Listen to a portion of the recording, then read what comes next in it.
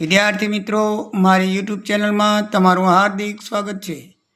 આજે આપણે FY BCom sem 2 financial accounting 2ની અંદર પ્રકરણ 1 યુનિટ 1માં ભાગીદારી પેઢીનું કંપનીમાં રૂપાંતર એ પ્રકરણની આપણે શરૂઆત કરીએ છીએ. તે સૌથી પહેલાં મિત્રો, ભાગીદારી પેઢીનું કંપનીમાં રૂપાંતર એટલે શું? તો ભાગીદારી પેઢી પોતાનો ચાલુ ધંધો કોઈ લિમિટેડ કંપનીને વેચી દે અથવા તો પોતે જ એક નવી કંપની સ્થાપે, તેને રૂપાંતર કહેવાય.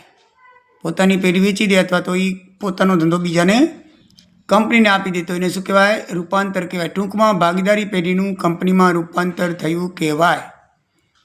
તો મિત્રો, રૂપાંતર થાય એટલે કે મીન્સ કે ભાગીદારી પેઢી છે એ કંપનીને વેચે તો એના બદલામાં ખરીદ કિંમત આપવી પડે. તો ખરીદ કિંમત એટલે શું? તો રૂપાંતર પ્રક્રિયા એ ધંધાની ખરીદી તરીકે ગણાય. અર્થાત કંપની ભાગીદારી પેઢીનો ધંધો ખરીદે છે એટલે ભાગીદારી પેઢીને કંપની દ્વારા જે કિંમત ચૂકવવામાં આવે તેને ખરીદ કિંમત કહે છે.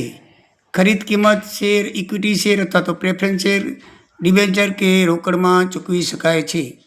ખરીદ કિંમત શોધવા માટે મિત્રો બે પદ્ધતિ છે. એક છે ચોખ્ખી મિલકતની પદ્ધતિ, એટલે કંપની ભાગીદારી પેઢીની મિલકતો તેમજ દેવા અલગ અલગ રીતે લેવા કબૂલ થાય, અને આ ઉપરાંત જો પાઘડી તરીકે કોઈ રકમ આપવાની હોય તો એમાં કબૂલ થાય તો એ રકમ ખરીદ કિંમતમાં ઉમેરી અને હિસાબ કરવામાં આવે છે. એટલે કે લીધેલી મિલકત હોય અને એમાંથી લીધેલા દેવા બાદ કરીએ તો જે વધે એ શું કહેવામાં આવે છે? ચોખ્ખી મિલકત કહેવામાં આવે છે. ચોખ્ખી મિલકતોની ગણતરી કેવી રીતે કરવામાં આવે છે? કે જે કિંમતો લીધેલી હોય એમાં ચોપડે કિંમત પ્રમાણે પણ લેવામાં આવે છે, અથવા તો નીચે હવાલા આપ્યા હોય કે ભાઈ મકાનની આટલી કિંમત લેવી, યંત્રોની આટલી ઓછી લેવી કે સ્ટોક આટલી કિંમતે લેવો, તો એ હવાલા પ્રમાણે આપણે મિલકતો લેવી અને એમાં પછી જે દેવા લીધેલા હોય આપણે એ બાદ કરવા, એટલે ચોખ્ખી મિલકત આવે. એટલે ચોખ્ખી મિલકતનું સૂત્ર થાય લીધેલી મિલકતો ઓછા લીધેલા દેવા. બીજી પદ્ધતિ છે મિત્રો અવેજ પદ્ધતિ. કેટલીક વાર કંપની ભાગીદારી પેઢીને ખરીદ કિંમત પેટે શેર, ડિબેન્ચર કે રોકડ આપે છે તો એનો સરવાળો કરવાથી જે રકમ આવે તેને શું કહેવાય છે? ખરીદ કિંમત. એટલે મિલકતો ખરીદ અવેજ પદ્ધતિ ક્યારે ઉપયોગમાં લેવાય? કે જો આવી રીતે આપણને કોઈ અવેજ ન આપેલો હોય તો આપણે ચોખ્ખી મિલકતની રીતે ગણવાનું, અને અવેજ આપે દાખલામાં તો આપણે અવેજ પદ્ધતિ પ્રમાણે દાખલો કરવાનો. આમ દાખલામાં 3 રીતે ખરીદ કિંમત આપેલી હોય છે. એક તો આપણે શોધવાની ન હોય અને ખરીદ કિંમત દાખલામાં આપી દીધેલી હોય, એટલે જે આપેલી હોય એને જ આપણે શું ગણવાની? ખરીદ કિંમત ગણવાની. બીજું, અવેજ આપેલો હોય રોકડ, શેર, ડિબેન્ચર, તો એનું જે સરવાળો થાય, ટોટલ થાય, એની ખરીદ કિંમત ગણવાની. ત્રીજું, દાખલામાં અવેજ આપેલ ન હોય અથવા પૂરતા અવેજ ન હોય અને કીધું હોય કે બાકીની રોકડ રકમ ચૂકવવામાં આવશે, ત્યારે આપણે કઈ પદ્ધતિથી દાખલો ગણવાનો?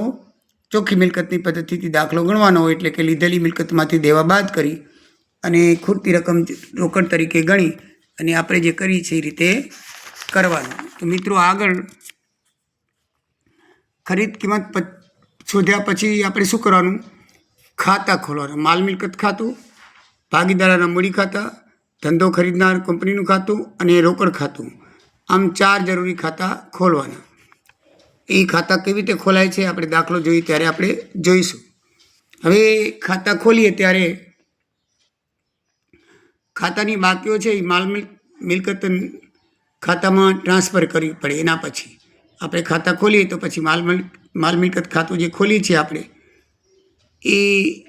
એની અંદર આપણે મિલકતો ટ્રાન્સફર કરવાની. તો મિલકતો બધી ઉધાર બાજુ લખવાની, જે દાખલામાં રકમ આપેલી હોય જ, એટલે કે ચોપડે કિંમતે, અને દેવા બધાએ જમા બાજુ લખવાના. કઈ બાજુ લખવાના? જમા બાજુ. કોઈ હવાલા હોય, ગાલખાત, ઘસારા, ભંડોળ ને વધઘટ, તો એ પણ મિલકતની વિરુદ્ધ એટલે કે જમા બાજુ લખવાના. કોઈ પણ અનામત આપેલા હોય, ભંડોળ આપેલા હોય, દાખલા તરીકે પેઢીના ચોપડે સામાન્ય અનામત કે નફા નુકસાન ખાતાની જમા બાકી આપેલી હોય તો એ ભાગીદારોના મૂડી ખાતે લઈ જવાની, નફા નુકસાન પ્રમાણમાં લઈ જવાની. બરાબર છે. પછી ખરીદ કિંમતની 2 નોંધ થાય. એક ખરીદ કિંમત લેણી થાય ત્યારે અને ખરીદ કિંમત કંપની પાસેથી મળે ત્યારે. એક ખરીદ કિંમત લેણી થાય ત્યારે અને ખરીદ કિંમત જે કંપની પાસેથી આપણને શું મળે છે એ લેણી મળે ત્યારે એની 2 નોંધ થાય છે. પછી નહીં નોંધાયેલ મિલકત વેચો અને નહીં નોંધાયેલ દેવું ચૂકવો. વિસર્જન ખર્ચ પણ સૂચના પ્રમાણે ચૂકવવાનું. પછી માલ મિલકત ખાતું બંધ કરવાનું અને નફા નુકસાન ખાતું બંધ કરીને નફો થાય કે નુકસાન થાય તે ભાગીદારી ખાતે લઈ જવાનું થાય. મળેલ શેર કે ડિબેન્ચરની વહેંચણી કરવાની અને રોકડ ભાગીદારોને આપી દેવાની. તો આટલું કામ આપણે કરવાનું હોય છે. એટલે દાખલો ગણશો એટલે તમને બરાબર ધ્યાન આવશે. પણ આ દાખલા ગણવાની રીત તમારે સૌથી ધ્યાનમાં રાખવાની. પહેલાં ખાતા ખોલવાના.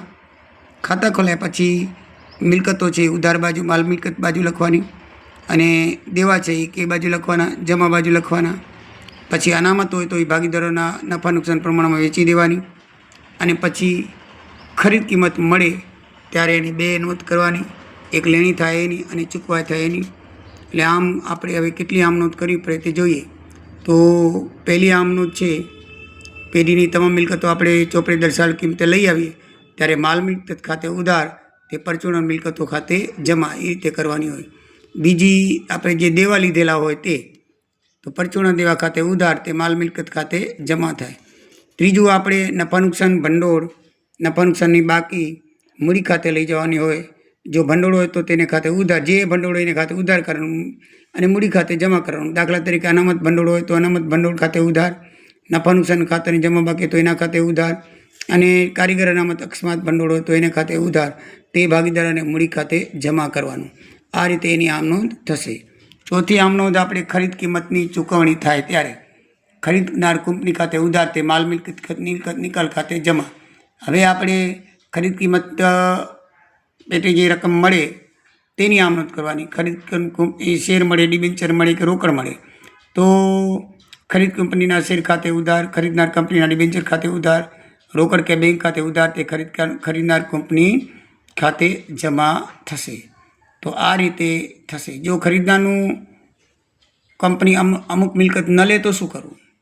તો એ મિલકતો આપણે રોકડેથી વેચવાની અને જે રોકડ આવે તે બેંક દ્વારા આપણને મળે એટલે રોકડ કે બેંક ખાતે ઉધાર તે માલ મિલકત નિકાલ ખાતે જમા.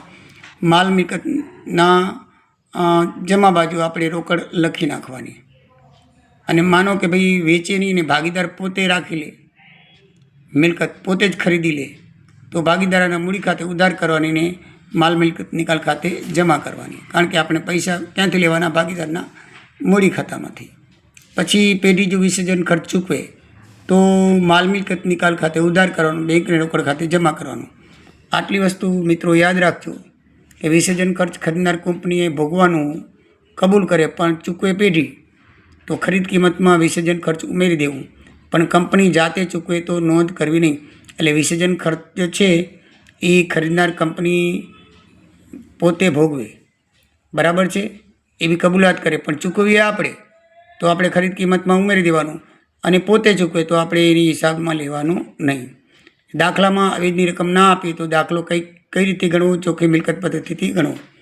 જૂની પેઢીના ચોપડે પાઘડી ન હોય પણ હાલ હવાલામાં આપેલી હોય તો મિલકતમાં ઉમેરવી. પછી અવાસ્તવિક મિલકતો જેવી કે ડિબેન્ચર, વટાવ, જાહેરાત ખર્ચ, બાંયધરી કમિશન, નફા નુકસાન ખાતાની ઉધાર બાજુ વગેરે મિલકતો લેતી વખતે ધ્યાનમાં લેવા નહીં. કામદાન લગતા બધા જ ભંડોળ જેવા કે અકસ્માત વળતર ભંડોળ, વીમા ભંડોળ, અનામત ભંડોળ, સામાન્ય અનામત વગેરે મૂડી અનામત ધ્યાનમાં લેવા. પછી માલ મિલકત નિકાલ ખાતાનો નફો કે ખોટ ભાગીદારોના નફા નુકસાન પ્રમાણમાં માલ મિલકત નિકાલ ખાતે લઈ જવું. પણ જો કંપની તરફથી શેર કે ડિબેન્ચર મળ્યા હોય તો તે ભાગીદારોની છેવટની મૂડીના પ્રમાણમાં લઈ જવું.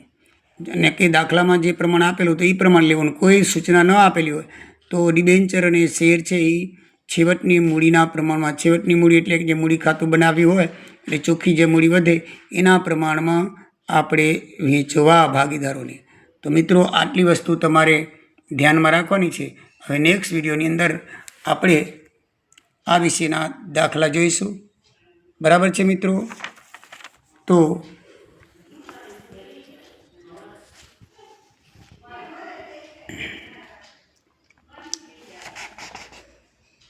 જય સિયારામ, જય દ્વારિકાધીશ.